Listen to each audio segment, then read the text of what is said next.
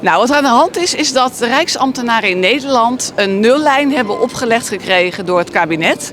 En dat betekent dat ze dus niks erbij krijgen voor loon. Dus dat betekent dat natuurlijk de inflatie omhoog gaat en de CAO loopt af. Ja, dan ga je onderhandelen natuurlijk weer voor een loonsverhoging.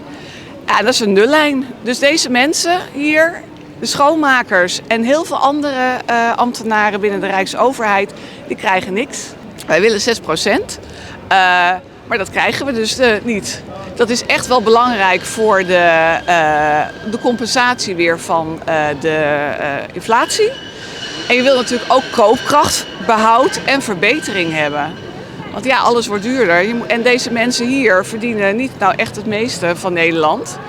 Dus het is meer dan normaal en ook behoorlijk om gewoon mensen ook de loonsverhoging te geven. Het is de hele Rijksoverheid, maar je merkt natuurlijk een staking wel sneller bij mensen die de echte cruciale functies hebben. Zoals bijvoorbeeld de schoonmakers. Dus die staken nu 3 dagen. Nou, dat gaan ze op de departementen wel merken.